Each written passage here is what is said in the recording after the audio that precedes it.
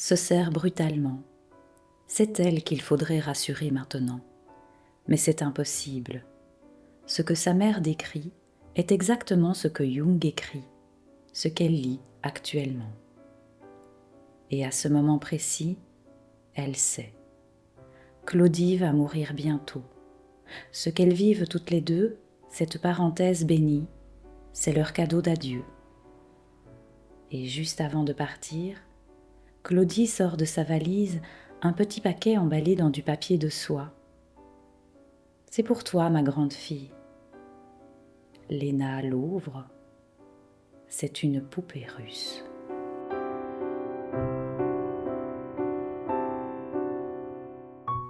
Bonjour Catherine. Bonjour Véronique. J'ai eu l'impression de grandir dans un univers parallèle. J'ai été élevée par des personnes qui étaient de la fin du 19e siècle. Une arrière-grand-mère née en 1890, un grand-père né en 1901. Et j'ai vécu au milieu de personnes âgées, alors que j'étais petite fille, avec une sensation de décalage par rapport aux autres enfants et puis plus tard aux autres adolescents qui vivaient dans un monde auquel je n'avais pas l'impression d'avoir accès. Et c'était une vie très calme avec des personnes d'un autre temps et entourée de livres.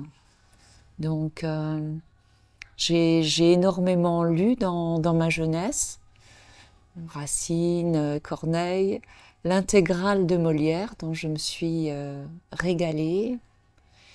Et je me suis rendu compte avec le temps que j'avais reçu beaucoup d'attention, beaucoup d'affection et beaucoup de calme. Et également que les personnes qui m'avaient élevée avaient pu me transmettre à moi, qui suis venue très, très tard dans leur vie, ce qu'elles avaient mis du temps à intégrer, ce qu'elles n'avaient pas réussi à partager avec leurs propres enfants.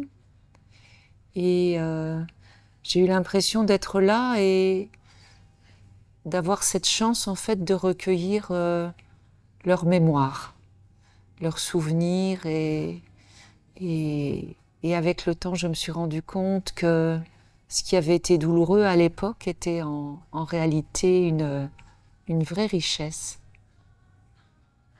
Dans le noir, la main de Claudie a pris la sienne. Dans le noir.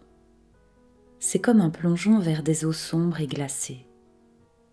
Léna va bientôt devoir toucher le fond, seule, et elle le sait. À leur dernier réveil, Claudie lui dit « C'est drôle, je fais le même rêve depuis plusieurs nuits. Il y a quelqu'un qui écrit ma vie. » Comme Léna boit ses paroles et ne la contredit pas, elle s'enhardit et elle poursuit. « C'est bien ma vie, mais en beaucoup mieux, tellement mieux. Alors, je l'ai appelée ma vie rêvée. » « C'est vrai, maman, songe Léna. Le temps n'existe pas. C'est peut-être moi qui écris déjà le roman de ta vie, mais je ne le sais pas encore. »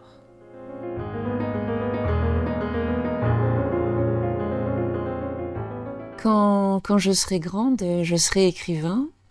Quand je serai grande et quand je connaîtrai suffisamment la vie. Ça, c'est ce que je disais à mes grands-parents. Et c'était le rêve de la petite fille un peu sauvage d'écrire, en fait. Et ça m'a suivi tout le temps. J'ai écrit des carnets intimes, j'ai écrit des poèmes, des petits romans qui n'ont pas été publiés, des débuts de pièces de théâtre. Ça m'a toujours suivi. Et à un moment donné, j'ai eu envie d'écrire l'histoire de ma mère que j'avais très peu connue. Et très rapidement, je me suis rendu compte que son destin était imbriqué avec le destin des autres femmes dont je suis issue. et que je devais élargir, qu'il fallait que je raconte plus vaste, plus large,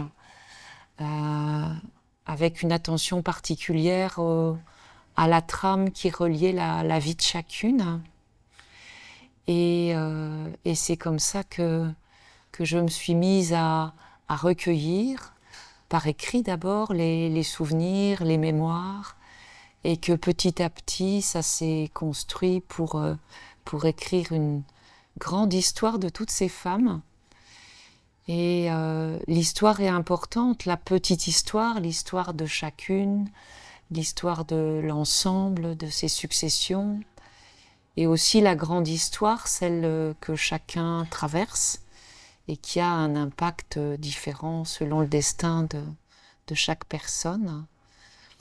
Et c'est aussi pour cette raison que j'ai eu envie qu'on tourne cette capsule ici, à l'hôtel de la Poste, qui est un lieu chargé justement d'histoire, l'écho de la défaite de Sedan, la nuit, très mauvaise nuit que Napoléon III a dû passer, et toute ce charme un peu ancien, cette patine qui fait qu'on se sent bien et qu'on se sent dans un endroit accueillant en fait.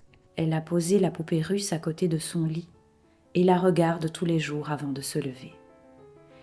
Il lui semble que la matrioshka porte un secret et qu'elle seule pourrait lui dire qui elle est vraiment et pourquoi elle est née.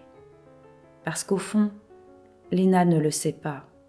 Léna a sans doute oublié en cours de route ce qu'elle était venue faire sur cette putain de planète.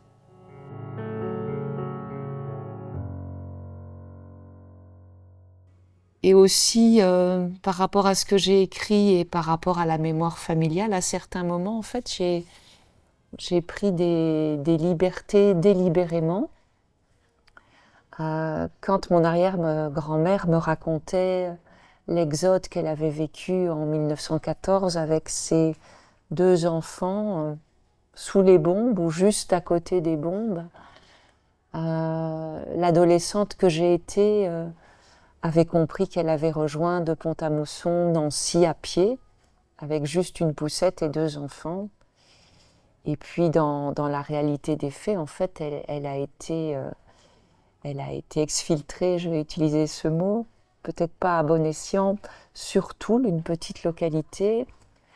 Mais j'ai décidé de garder son voyage initiatique jusque Nancy, en fait. Parce que c'est de cette façon que je la voyais, vraiment comme une héroïne presque moderne en réalité, et capable de faire cette traversée et de tout braver. Donc c'est là que la fiction et le réel se conjuguent et se rencontrent. Ce matin, vu de l'extérieur, j'ai l'air d'une petite bonne femme sagement assise sur la plage, face à la mer.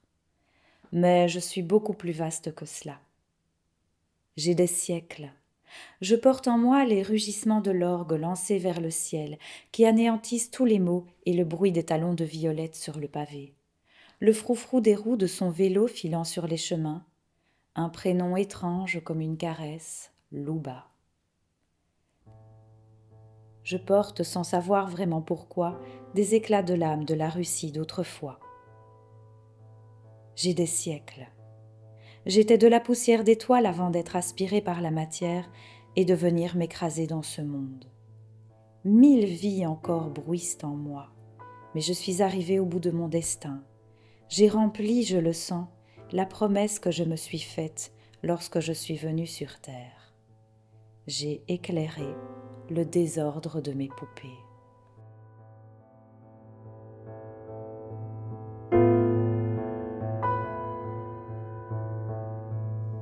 C'est mon premier roman abouti et j'ai eu une difficulté à trouver la structure de ce roman. J'ai même eu l'immense chance de parler avec une ancienne éditrice qui m'a dit cherchez. Je lui ai dit mais vous voulez pas m'aider? Non, il n'y a que vous qui pouvez trouver. Et donc j'ai pris ma poupée, ma matrioshka, je l'ai ouverte et j'ai posé toutes les poupées devant moi. Et j'ai vraiment eu au minimum 3 jours de cogitation intense en me demandant, quel était le sens, la nécessité, la structure de ce que je souhaitais partager. Et tout à coup, le déclic a eu lieu. Le symbole des matrioshkas est venu à mon secours. Donc c'est un symbole extrêmement profond qui représente la Russie depuis maintenant plusieurs siècles et qui est apparu en Russie en 1890, importé du Japon en fait. L'origine, c'est le dieu Daruma, qui est le dieu des bonheurs domestiques, sous ses 7 formes. Et donc, suite à un voyage, en fait, qui est arrivé en Russie et qui a donné lieu dans une banlieue de Moscou à la naissance de la matrioshka, figure mère, figure féminine, symbole de la fertilité, de la transmission aussi de ventre à ventre, des lignées de femmes. Et la figure qui est dessinée dessus, c'est la paysanne russe. Le prénom, c'est Matriona, donc c'est la figure maternelle, accueillante. Et je ressens vraiment que c'est quelque chose d'extrêmement profond qui est ancré dans nos mémoires collectives. Et lorsque je regardais ma propre poupée, tout à coup, je me suis rendu compte qu'il y avait une défaillance forte, même plusieurs défaillances dans la lignée maternelle, et que c'était des femmes issues de la lignée paternelle qui avaient tenté de se substituer à la figure de ma propre mère, qui ne pouvait pas être mère en fait. Et d'où le titre, le désordre des poupées, c'est quand cet ordre naturel droit, ancien, finalement est chamboulé, qu'on s'y retrouve plus du tout, qu'on ne sait plus exactement ce qui se passe. Les rôles sont mélangés. Et pourtant, à travers tout ce chaos, tout ce désordre, c'est finalement la vie avec un grand V qui reprend le dessus et qui est la plus forte.